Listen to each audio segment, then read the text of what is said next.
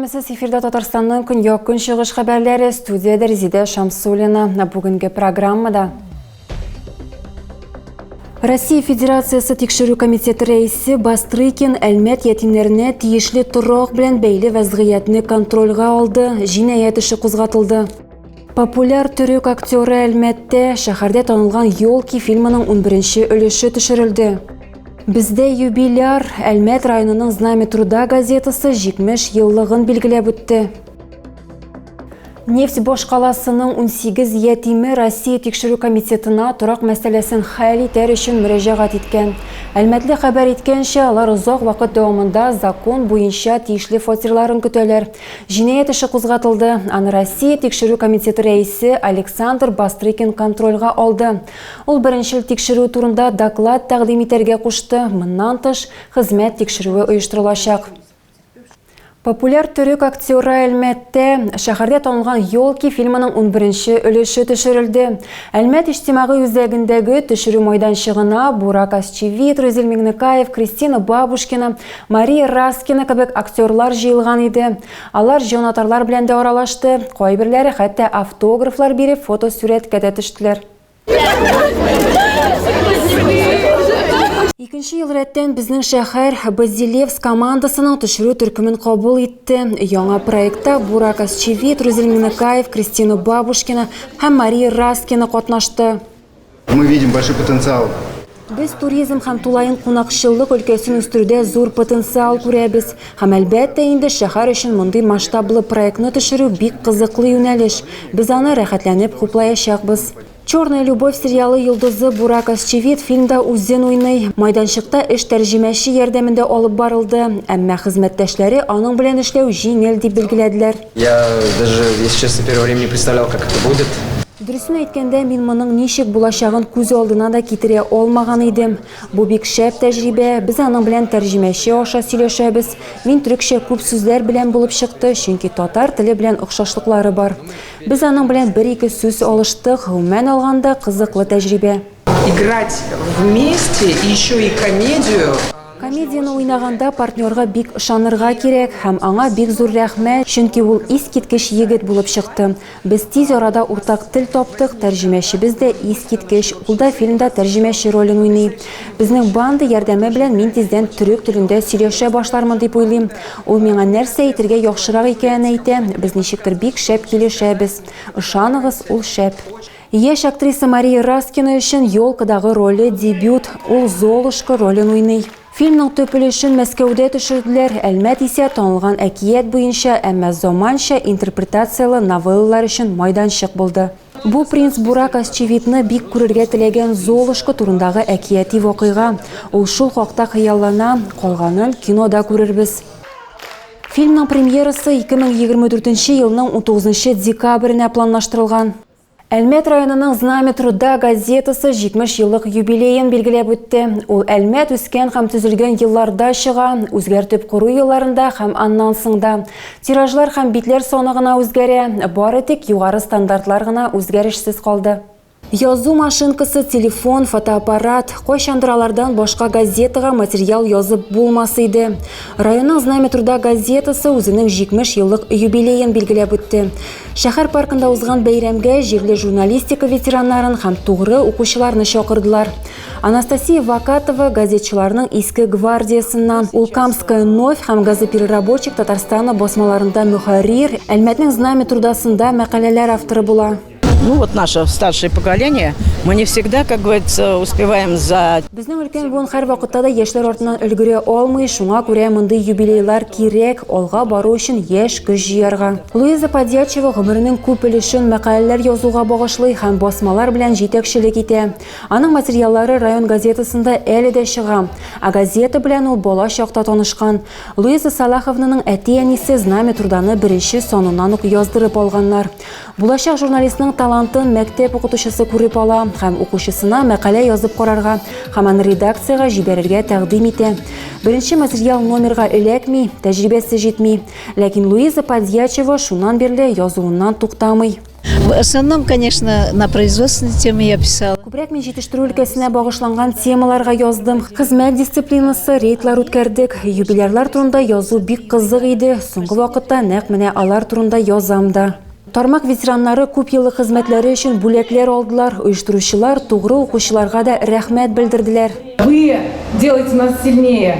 Язылучылар һәм укучылар ярдәме белән без көчлерәк булабыз һәм алга таба да эшләргә көч табабыз. Һәм яңа казанышлар өчен илһамланабыз. Без үз миссиябызны төгәл беләбез, аның мәңгелек булуын да аңлыйбыз. Театр, кино һәм музыка кебек үк. Знамя труда журналистларының берничә буыны кич белән очрашты. В редакции «Знамя труда» была самая многочисленная ячейка Союза журналистов.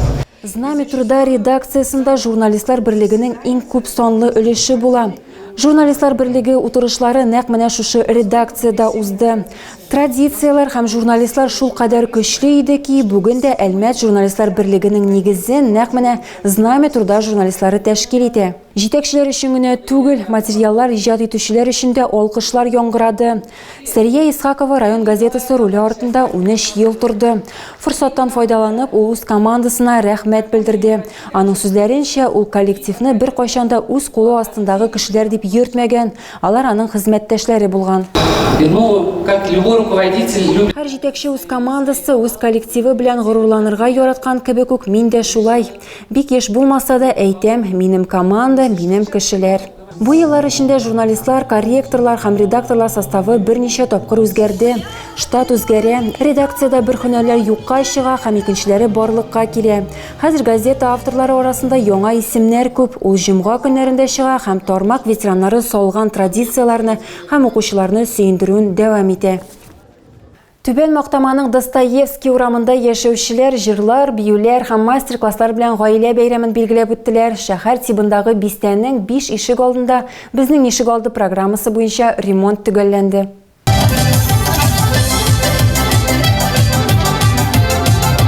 Түбән Мактама шәһәр тибындагы бистәсендә Совет, Некрасов һәм Достоевский урамнары буенча төзекләндерелгән 5 территория файдалануга тапшырылган.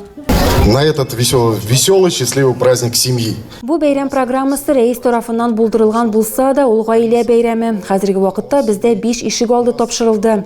Ләкин без бәйрәмне нәкъ менә шушы ишек алдында үткәрәбез, чөнки монда бик матур.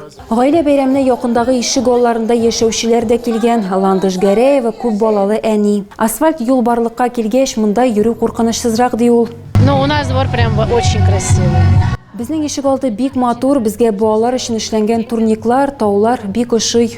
Безнең ишек алды республика программасы ярдәмендә җимерелгән юллар ремонтланды, территория төзекләндерелде. Бирдә спорт майданчыгы, кер элү зонасы урнаштырылган. Шулай ук территорияны яшелләндерү өчен җир әзерләнгән. Нам очень приятно, что эта программа «Наш двор». Безнең ишек алды программасының булуына без бик шат. Ул шәһәрдә генә түгел, авыл җирендә дә гамәлгә ашырылды. Шулай ук без авыл җирлекләренең берсендә ишек алды ачарга планлаштырабыз. Бу искиткеч программа, аның дәвамлы булуын телибез. Әлмәттә хатын-кызлар бизнесы конференциясе узды. Шәһәрнең эшмәкәрлек бергәлеге хатын-кыз эшмәкәрләргә үз тармакларында үсәргә, яңа проектлар ачарга, элемтәләр булдырырга, тәҗрибә уртаклашырга ярдәм итәргә кирәк дигән карарга килде. Эшең ләззәт һәм акча китерүдән тыш барлык катнашучылар өчен дә легаль һәм куркынычсыз булырга тиеш. Бу хакта 17 ел стажы булган юрист Анастасия Кузнецова сөйләде. Цель мероприятия любого офлайн – это нетворкинг. Беренче чиратта үз бизнесыңны легалләштерү, эшмәкәр яки юридик зат буларак теркәлү, салым салуның дөрес һәм туры килә торган формасын сайлап алу мөһим.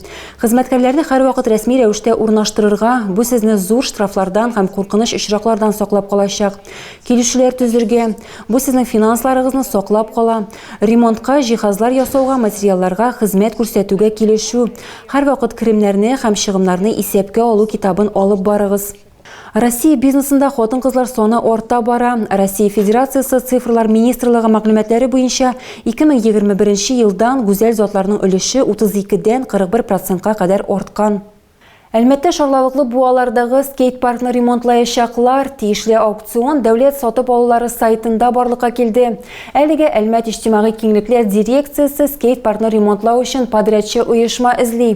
Спорт объектын реконструкциялауга якынча 2 миллион 3 мең сум акча тупланнаштырыла. Шулардан материалларга якынча 1,5 миллион бүлеп берилген. Контракт агач япманы сүтеп җыюны, иске каркасны демонтажлауны һәм яңа каркас төзүне күздә тота. Моның өчен карагай токталары, агачтан түгәрәк плитәләр, 9 һәм 18 мм калынлыктагы фанера сатып алачаклар.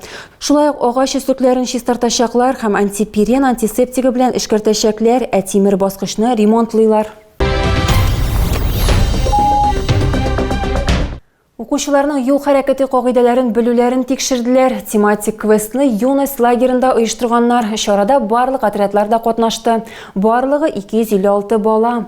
Укучылар биремнәрдән торган станция үттеләр. Ял итүче балалар фаҗигале статистиканы тулыландырмасыннар өчен аларга юл хәрәкәте кагыйдәләрен искә төшерделәр. 2024 елның 7 аенда 16 яшькә кадәрге балалар катнашында 225 юл транспорт һәлакәте теркәлә. 8 бала халек була. Юность лагерында ял итүче укучылар бел исеңдә тот үтә уены башланыр алдыннан тизелешеп бастылар. Чарада барлыгы 12 отряд катнаша. Через несколько дней буквально. Берничә көннән балалар мәктәпкә барачак, аларга юлларда үзләрен дөрес тотуны искә төшерер өчен шундый уеннар үткәрелә. Уен формасында балалар яхшырак истә калдыра, бу аларга кызык. Беренче станция Ребус бирем кагазын алгач, балалар оештыручыларның нәрсә әйтергә теләгәннәрен аңлатырга тиеш. Киләсе тукталыш светофор дип атала. Юл хәрәкәте кагыйдәләрен белүдән тыш укучылар биредә осталыкларын күрсәттеләр. Тиешле төстәге туп белән светофорның кирәкле төсенә эләгергә кирәк. Самокатны виртуоз үзләштерүне укучылар шул ук станциядә күрсәттеләр. Ял итүчеләр юл хәрәкәте билгеләре төшерелгән пазллар җыйдылар. Икенче шарт – аларны дөрес атау. Барлык ноталарны узгач, оештыручылар баллар саный башлады, ә укучылар нәтиҗәләрен көттеләр. Виктория Луконинага 13 яшь, квесттан кыз канәгать калды һәм үз отряды өчен призлы урынга өметләнә. Мне кажется, да, мы займем место, хотя бы второе. Мавыктыргыч уен әлбәттә яхшы, ләкин юлда юл йөрү кагыйдәләрен ни өчен үтәргә кирәклеген Виктория белә. Чтобы обезопасить свою жизнь. Кыз белән бер отрядта Сәйит Бәхтиев та ял итә. Егет барлык сынауларны да рәхәтләнеп үтте. Ул машина юлында уйнарга ярамаганын һәм юл хәрәкәте кагыйдәләренә җитди карарга кирәклеген аңлый. Агымдагы елның 7 аенда 16 яшькә кадәрге балалар катнашында 225 юл транспорт һәлакәте теркәлгән, аларның 8-е һәлак була. 242-се җәрәхәтләр ала.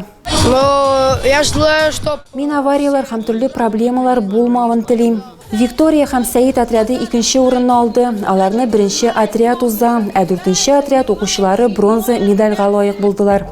Ярышларда барлыгы 256 бала катнашты. Уенны юл хәрәкәте иминлеге дәүләт учреждениесе, ЮХИДИ һәм юность лагере администрациясе белән берлектә оештырды. Тагы да күбрәк яңалыклар һәм тапшырулар белән безнең сайтта таныша аласыз. Без социаль челтәрләрдә дә бар, хәбәрләр юллагыз. Бүгенгә менә шулар. Мин сезнең белән сау булашам. Исән-имин булыгыз.